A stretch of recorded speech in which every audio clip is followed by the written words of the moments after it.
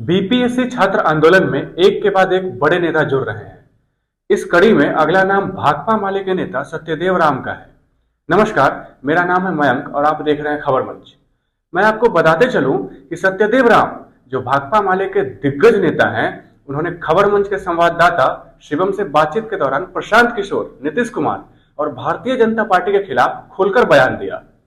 आइए देखते हैं ये पूरी बातचीत शिवम के साथ। सर, प्रशांत किशोर भी छात्रों के समर्थन में उतरे थे और उनका कहना था कि अगर प्रशासन लाठी चार्ज करती तो पहली लाठी वो खाएंगे और आएगा। लेकिन जिस तरीके से 29 दिसंबर को प्रशासन ने लाठी चार्ज किया, ना प्रशांत किशोर जी वहां नजर आए, ना जन सुराज का एक भी कार्यकर्ता नजर आया। सर, इसी से तो खुद समझ लेना चाहिए कि प्रशांत किशोर की बात में कितना दम है। उन्होंने जैसे तुरंत कहा और जैसे लाठी की नौबत आई तो तुरंत भागा। जिस तरह से दिल्ली के कौन मैदान है, प्रगति मैदान से, रामलीला मैदान से बाबा रामदेव जी सलवार समीज पहन के भागे थे, उनसे तो ज़्यादा बीस ये निकले, माने घंटों भर नहीं रुके। तो ये लोग तो वही बात बोलते हैं, हम लोग वो नहीं बोलते हैं। हम लोग जब बोलते हैं, लड़ते हैं, तो वो लाठी गोली जेल का परवाह नहीं करते हैं। और वो लाठियाँ लगती है, वो गोलियाँ भी लगती है, वो जेल भी जाना पड़ता है। हम लोग उसके लिए तैयार है और इसलिए हम लोग जनता के असली रहनुमा, असली हमदर्द हैं। हमने आज ये मार्च तय किया और हमने मार्च किया, और इसमें भी अगर पुलिस हमारे ऊपर लाठी चलाती तो रोड पर हम लेट जाते, पिटाते, छितरा जाते, लेकिन भागते नहीं।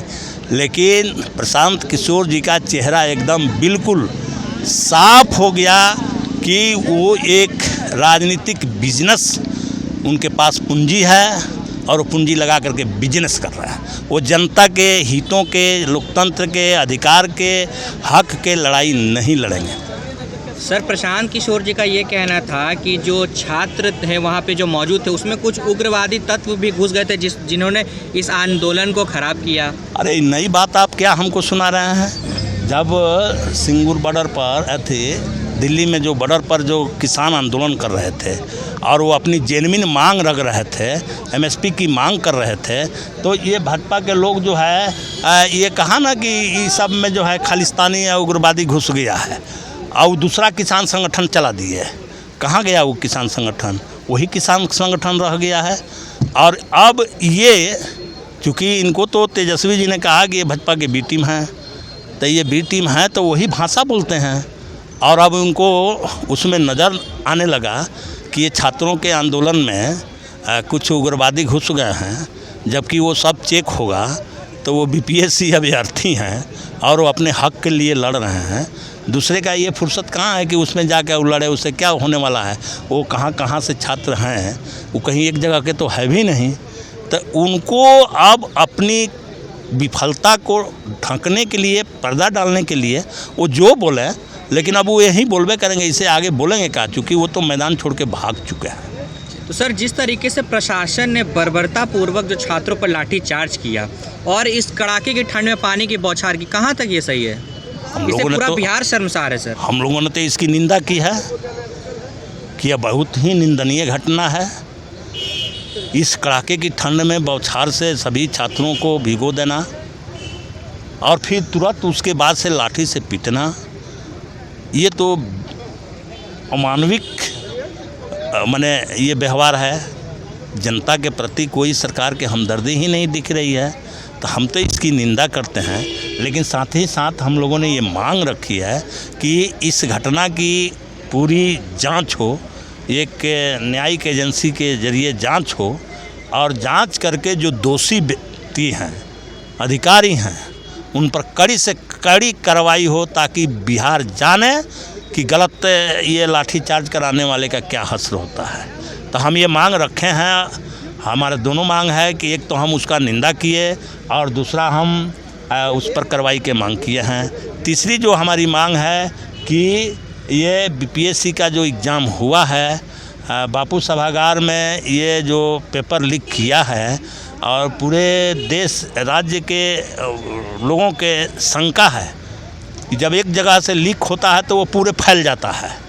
तो ऐसी स्थिति में वो सारे बीपीएससी के एग्ज़ाम को स्थगित किया जाए और फिर नए सिरे से एक पेपर, एक डेट, एक समय, एक क्वेश्चन के आधार पर सारे लोगों का एग्ज़ाम लिया जाए। हमने यही मांग दिया है। अब इसके अंदर और बातें छोटी छोटी है। सर, युवा को देश का कल कहा जाता है, लेकिन बिहार में जिस तरीके से नीतीश कुमार जी प्रगति यात्रा कर रहे हैं, उन्हीं के राज्य में छात्रों के साथ ऐसा व्यवहार किया जा रहा है। नीतीश कुमार जी और भाजपा के जो डिप्टी सीएम है, वो दोनों इस मामले पर अभी तक चुप्पी साधे हुए हैं। ये माने बिहार के प्रगति की बात जब होगी और बगल में ये लाठी चार्ज होगी, प्रगति कौन करेगा? यही लोग न जो है पास करके अफसर बन के जाते तो बिहार के प्रगति के काम में आते और ये काम करते। लेकिन काम करने वाला पर अभी पहले ही जन्मते ही उसके ऊपर लाठी चल रही है, तो आगे वो कौन विकास के काम करेगा? माननीय मुख्यमंत्री जी को पूरे ठंडे दिमाग से इस पर सोचना चाहिए था। और छात्रों की ये मांग भी है कि हम माननीय मुख्यमंत्री जी से मिलना चाहते हैं, उनसे बात करना चाहते हैं। उन लोगों को उनका प्रतिनिधिमंडल बुला करके और बात कर लेनी चाहिए, मामला सट आउट हो जाता। लेकिन उसको और वो बढ़ा रहे हैं, तो ये तो माने समझ से अब दूसरी लोग बात बोल रहे हैं, हम वो नहीं बोलना चाहते हैं। लेकिन ये जदयू की सरकार ये भाजपा नेताओं के द्वारा हाईजैक कर ली गई है और उन्हीं का साधन नहीं चल रहा है, माननीय मुख्यमंत्री का नहीं चल रहा है। ये ताज भले उनके सर पर है, काज दूसरे के हाथ में है, समझ रहे हैं ना? तो इसीलिए ये हो रहा है। नहीं तो माननीय मुख्यमंत्री जी को उन अभ्यर्थियों के प्रतिनिधिमंडल से वो बात कर लेना चाहिए और बात करके उसको कन्विंस कर लेना चाहिए। लेकिन तो वो ये पहल नहीं कर रहे हैं, तो वो असल में नहीं कर रहे हैं कि तो राज तो दूसरे के हाथ में है, बागडोर तो भाजपा के हाथ में है, तो वो कैसे बोलेंगे? तो इसलिए हम फिर से मांग करते हैं माननीय मुख्यमंत्री जी से कि आप वो अभ्यर्थियों के प्रतिनिधिमंडल से आप बात करिए और बात करके मामला को सॉर्ट आउट करिए। सर, आपके इस आह्वान से छात्रों की मांग पूरी होगी और उनको हौसला मिलेगा? देखिए, हम किसी को खुश करने और किसी को नाराज़ करने के लिए हम यहाँ नहीं आए हैं। हम न्याय की बात करने आए हैं, हम कानून की बात करने आए हैं, हम सिस्टम की बात करने आए हैं, हम लोकतांत्रिक अधिकारों की बात करने आए हैं। कौन खुश होगा नाराज़ होगा, मैं उसके पीछे नहीं हूँ। हम इसके सवाल पर लड़ता हूँ। मेरी समझ है कि जो बापू सभागार में पेपर लीक किया है और यहाँ का एग्ज़ाम कैंसिल हुआ है और पूरे प्रदेश में 500 से ऊपर केंद्र हैं, वो वहाँ एग्ज़ाम हुआ है, तो हम समझते हैं कि यहाँ जब लीक किया हुआ तो कोई सेंटर बाकी नहीं होगा। ऐसी स्थिति में इसको फ्रेश बेहतर एग्ज़ाम हो तो इसको रद्द किया जाए, हम ये समझते हैं। और फिर से बच्चे अपना एग्ज़ाम दें, सबको न्याय मिले। हम ये मांग लेकर के आए हैं, हम किसी को खुश करने और नाराज़ करने नहीं आए हैं। तो जैसा कि आपने देखा, भाकपा माले के नेता सत्यदेव राम का क्या कहना था प्रशांत किशोर और एनडीए की सरकार पर। उन्होंने नीतीश कुमार पर निशाना साधते हुए कहा कि उनकी सरकार हाईजैक सरकार है, यानी कि ताज उनके सर पर है लेकिन राज कोई और कर रहा है। ऐसे ही और खबरों के लिए बने रहिए खबर मंच के साथ। मैं हूं मयंक पांडे और आप देख रहे हैं खबर मंच। धन्यवाद।